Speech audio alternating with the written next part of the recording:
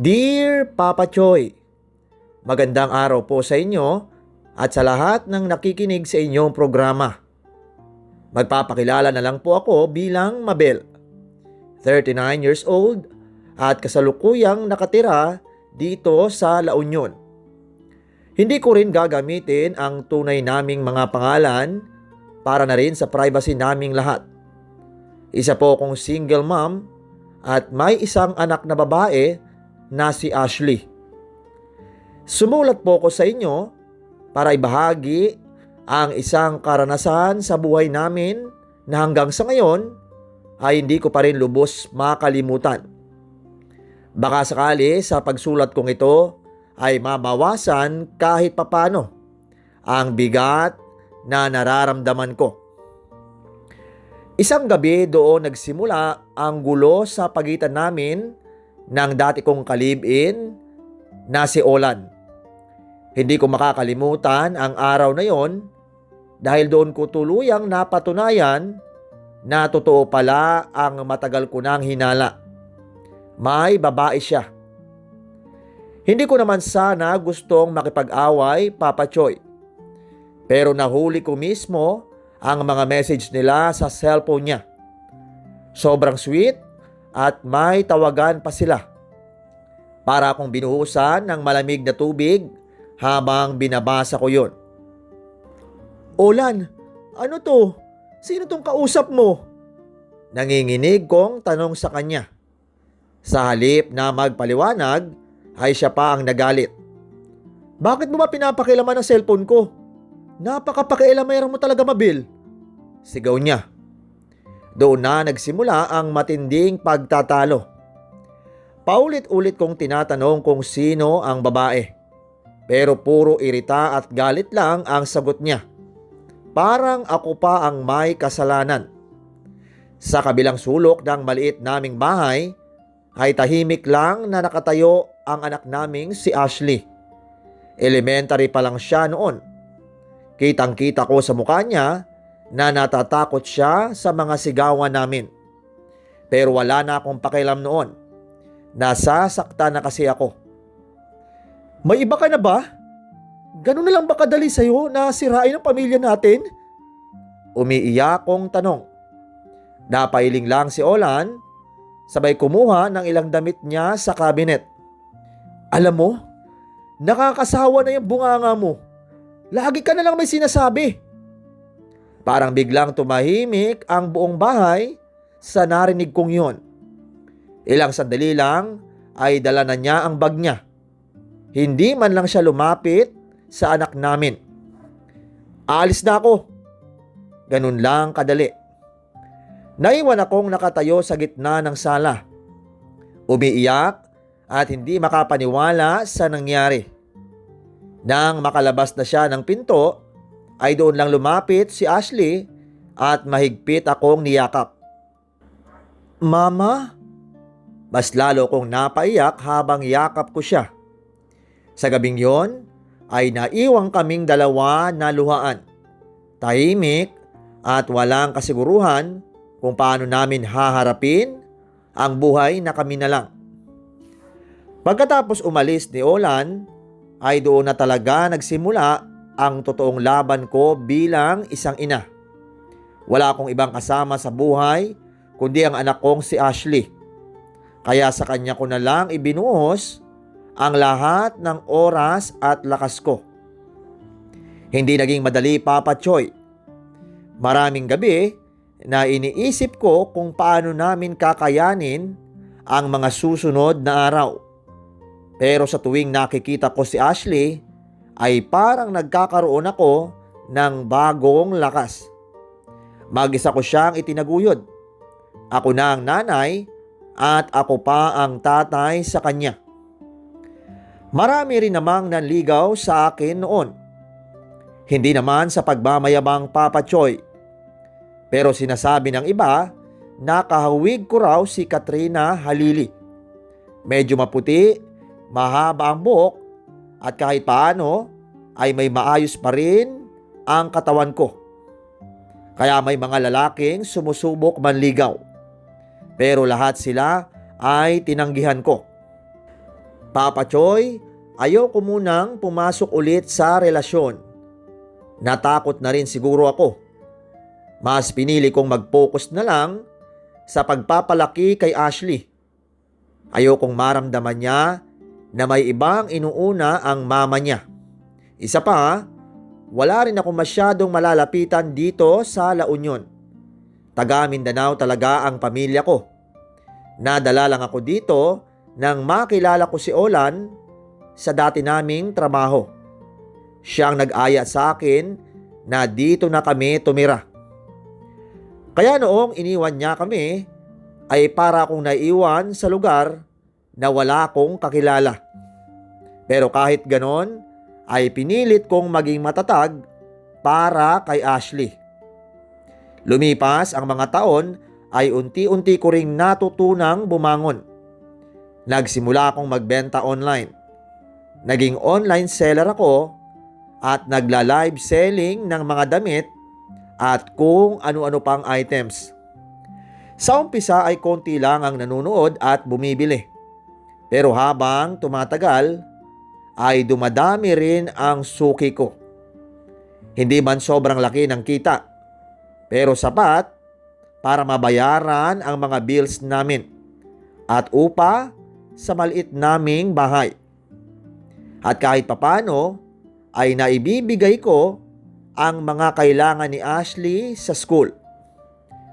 Habang lumalaki siya, ay lalo kong nakikita kung gaano siya kabuting anak. Hindi siya pasaway Papa Choy. Hindi siya mahilig gumala. At mas gusto niyang nasa bahay lang at nag-aaral. Minsan nga, sinasabi niya sa akin, "Mama, pag nakatapos ako ng pag-aaral, ako naman ang magtatrabaho para hindi ka na mahirapan." Sa tuwing naririnig ko yon, ay naiiyak ako pero pinipigilan ko. Kasi sa totoo lang Papa Choy, si Ashley ang dahilan kung bakit kinaya kong magpatuloy. Kahit ilang beses akong nadurog noon. Hanggang sa dumating ang panahon na nag-high school na siya. Dalaga na rin ang anak ko. At mas lalo kong nakikita kung gaano siya kasipag at kalaki ang mga pangarap niya. Sa mga panahong yon, akala ko ay maayos na ulit ang takbo ng buhay naming mag-ina. Hindi ko alam na may darating pa palang pagsubok na mas mabigat kesa sa pag-iwan sa amin noon ni Olan. Isang gabi tulad ng nakasanayan ko ay nagla-live selling ako sa page ko. Iba't ibang damit at items ang binibenta ko noon. May mga suki na rin akong nanunood. Kaya kahit papano ay masaya rin akong nakakapag-live dahil may mga bumibili. Habang tuloy-tuloy ako sa pag-flex ng mga items, ay napansin ko na may isang account na sunod-sunod ang pag-mine sa mga paninda ko. Mine po. Mine ulit. Tapos, mine din po sa Blue. Napatingin tuloy ako sa comments. Grabe naman si sir. Parang mauubos na yata ang paninda ko ah. Pabiro kong sabi habang nagla-live. Halos sumabot ng mahigit 1,000 ang total ng mga items na kinuha niya. Kaya talagang napansin ko ang pangalan niya. Siya si Eric. Pagkatapos ng live selling ko, ay nag-aayos na sana ako ng mga orders. Nang biglang may nag-pop up na message sa messenger ko. "Hi po, ako po yung nag-mine kanina. Eric nga pala." Nag-reply naman ako para kumpirmahin ang order niya. Akala ko hanggang doon na lang, tulad ng ibang customers ko. Pero hindi. Sunod-sunod na ang naging usapan namin. Noong una ay tungkol lang sa orders niya. Tinanong niya ako kung kailan ko ipapadala.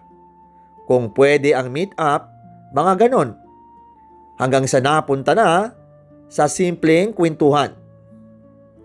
"Matagal ka na bang nagla-live selling?" Tanong niya sa chat. Sinabi ko naman na ilang taon na rin. Tinanong niya rin kung taga saan ako at kung may pamilya ba ako. Hindi naman ako agad nag-open up. Pero habang tumatagal ang usapan namin, ay parang naging komportable na rin ako.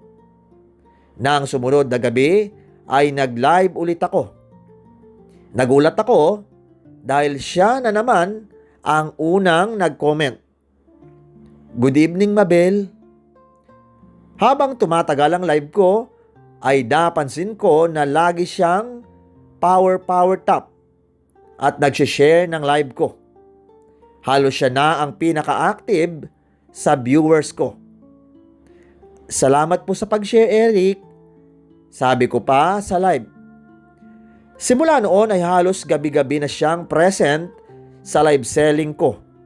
Minsan may minamind at minsan naman ay nanonood lang pero todo support sa pag-share. Hanggang sa mas dumalas na rin ang chat namin kahit hindi ako nagla-live. Minsan nga, siya pa ang unang nangangamusta. "Kumusta ang araw mo? Napagod ka ba sa pag-live?" Hindi ko rin namalayan na unti-unti akong nasanay na kausap siya. Hanggang sa isang gabi ay medyo nagulat ako sa sinabi niya. "Pwede ba kitang ligawan?" Napahinto ako sa pagbabasa ng message niya. Hindi ko alam ang isasagot ko.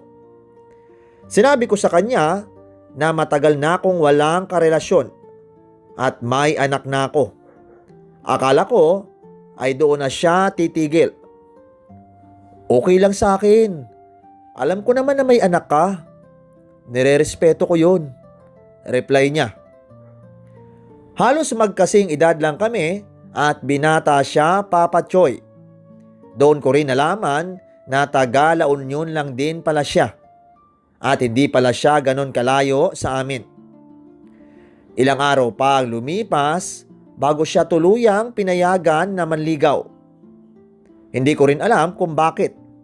Siguro dahil sa tagal kong naging mag-isa. Parang may parte sa akin na gusto ring maramdaman na may nag-aalaga at nagmamahal. Makalipas ang ilang linggo ng panliligaw, ay nagyaya siya ng isang simpleng date. "Pwede ba kitang ilabas minsan? Kahit kape lang." Matagal ako nag-isip bago ako pumayag. Pero sa huli, ay sinabi ko rin sa sarili ko na baka panahon na rin para bigyan ko ulit ng chance ang puso ko. Hindi ko itinago kay Ashley ang tungkol kay Eric. Simula pa lang na nanliligaw siya sa akin ay sinabi ko na agad sa anak ko. Ayoko kasing may mangyaring hindi niya alam, lalo na't dalawa lang talaga kami sa buhay. Isang gabi, habang kumakain kami ng hapunan, ay doon ko siya kinausap. "Anak, may gusto lang sana akong sabihin sa'yo," sabi ko. Napatingin siya sa akin. "Ano po yun, ma?" Medyo kinakabahan pa nga ako noon. Hindi ko alam kung paano niya tatanggapin. "May nanliligaw kasi sa akin. Eric ang pangalan. Siya yung madalas na bumibili sa live selling ko." Sandali siyang natahimik, tapos bigla siyang umiti. "Talaga, ma? E di okay yun." Nagulat ako sa naging reaksyon niya. "Sigurado ka? Baka kasi hindi ka komportable." Umiling siya agad. "Ma, matagal ka nang mag-isa. Kung masaya ka dyan, di susuportahan kita." Parang nabunutan ako ng tinik sa dibdib nang marinig ko yun. Hindi ko akalain na ganun kadali lang niyang matatanggap. Simula noon ay mas naging open ako sa kanya tungkol kay Eric. Minsan nga kapag nagchat-chat si Eric habang magkatabi kami, ay tinutokso pa ako ni Ashley. "Uy, kachat niya si pag-ibig niya," sabi niya minsan sabay tawa. Lumipas ang ilang buwan at mas lalo kaming naging malapit ni Eric. Madalas na kaming magkita. Minsan sinusundo niya ako pagkatapos ng live selling. At minsan naman ay sabay kaming kumakain sa labas. Hanggang sa dumating ang araw na sinagot ko na rin siya. Ramdam ko naman kasi na seryoso siya sa akin. Habang tumatagal ang relasyon namin ay mas naging maayos din ang takbo ng live selling ko. Dumadami na ang nanonood sa live ko at mas marami na rin ang nagmamay ng items. Dumating pa sa point na halos hindi ko na kayang asikasuhin mag-isa ang mga orders. May pagre-reply pa sa chat, paglista ng mga miners, pag-ayos ng items, at pagpapak ng mga orders. Isang gabi habang magkausap kami ni Eric, ay napagkwentuhan namin yon. Napapagod ka na siguro sa dami ng orders mo. Sabi niya. Medyo, pero okay lang, basta kumikita. Sagot ko. Saglit siyang natahimik bago nagsalita ulit. Alam mo, kung gusto mo, pwede naman tayong mag-live-in. Parang biglang bumilis ang tibok ng puso ko sa sinabi niya. Hindi ko tuloy alam ang isasagot ko. Para mas matulungan kita, pwede rin akong tumulong sa pag-ayos ng orders mo. Dagdag pa niya. Hindi ko siya agad sinagot, Papa Choy. Sinabi ko sa kanya na kailangan ko munang pag-isipan. Sa totoo lang, ay hindi naman ako agad pumayag dahil si Ashley ang iniisip ko. Dalaga na siya at ayokong may mangyari na hindi niya gusto. Kaya kinausap ko muna siya. Isang gabi ulit habang nagdi-dinner kami, sinabi ko sa kanya ang tungkol sa sinabi ni Eric. Anak, may gusto lang sana akong itanong sa'yo. Napatingin siya sa akin. Gusto sana ni Eric na mag-live-in na kami para mas madali raw niya akong matulungan sa negosyo natin. Tahimik siyang nakinig habang nagsasalita ako. Pero anak, kung hindi ka komportable, hindi ko gagawin. Ikaw pa rin ang uunahin ko. Ilang segundo siyang nag-isip bago sumagot. Okay lang sa akin, ma. Basta masaya ka. Nang marinig ko yon, ay doon ko naisip na baka nga pwede ko nang subukan ulit bumuo ng bagong simula. Hindi ko alam noon na ang desisyong yon ang magdadala sa amin sa isang pangyayaring babago sa buhay naming mag-ina. Hindi na nagtagal pa ay lumipat na nga si Eric sa bahay namin. Hindi naman siya naging pabigat, Papa Choy. Sa totoo lang ay malaking tulong pa nga siya sa amin. Masipag siya sa bahay. Kapag may kailangang ayusin, ay siya na agad ang gumagawa. Kapag may mabibigat na kailangang buhatin para sa live selling ko, ay kusa na rin siyang tumutulong. May sarili rin siyang sasakyan, kaya mas naging madali ang mga gawain namin sa araw-araw. Siya na rin ang nagbo-volunteer na maghatid at magsundo kay Ashley sa school. Noong una ay medyo nag-alangan pa ako, Papa Choy. Pero sabi niya, malapit lang naman, Mabel, para hindi ka na rin mahirapan. Pubayag naman ako. Habang tumatagal ay napansin ko na mabilis niyang nakuha ang loob ni Ashley. Madalas silang nagkukwentuhan sa sala at minsan sabay pa silang nanonood ng movies. May mga pagkakataon pa na sabay silang bumibili ng pagkain sa labas kapag wala akong oras dahil busy ako sa pagpapak ng orders. Hindi ko rin maiwasang mapansin na parang excited si Ashley tuwing darating si Eric galing sa labas. Minsan nga, kapag naririnig niya ang tunog ng sasakyan ni Eric sa labas, ay agad siyang lalabas ng kwarto. Dumating na si Tito Eric. Masaya pa niyang sinasabi. Sa totoo lang, Papa Choy, ay may parte sa puso ko na natutuwa kapag nakikita ko yon. Siguro dahil alam kong lumaki si Ashley na walang ama sa tabi niya. Kaya nung dumating si Eric sa buhay namin, ay parang doon ko nakita kung gaano pala niya hinahanap ang presensya ng isang tatay. May mga pagkakataon pa na nagtatawanan silang dalawa habang nagkukwentuhan. At sa tuwing nakikita ko yon, ay sinasabi ko sa sarili ko na mabuti na lang at may taong nagpapasaya sa aking anak. Pero habang lumilipas ang mga buwan na magkasama kami sa bahay, ay may mga bagay akong unti-unting napapansin. Minsan kasi ay parang masyado na silang close.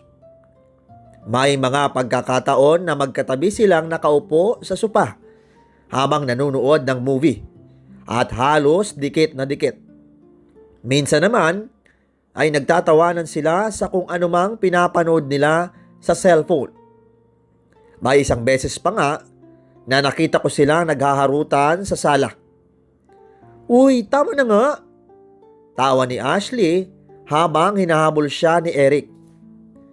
Sa ibang tao siguro ay normal lang iyon. Pero may sandali na parang may kung anong kurot sa dibdib ko. Parang may maliit na boses sa isip ko na nagsasabing may kakaiba.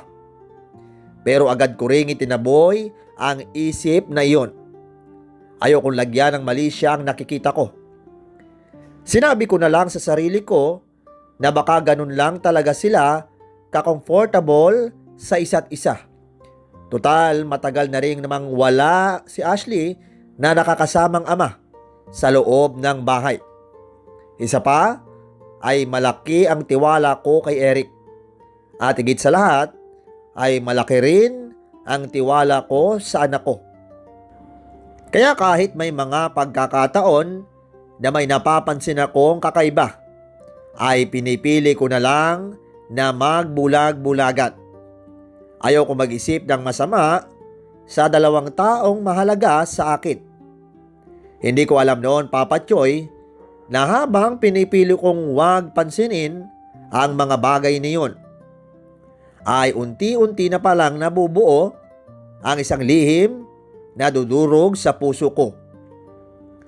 Isang araw ay may naka-schedule akong seminar para sa mga online sellers. Importante yon para sa negosyo ko, kaya kailangan ko talagang umaten.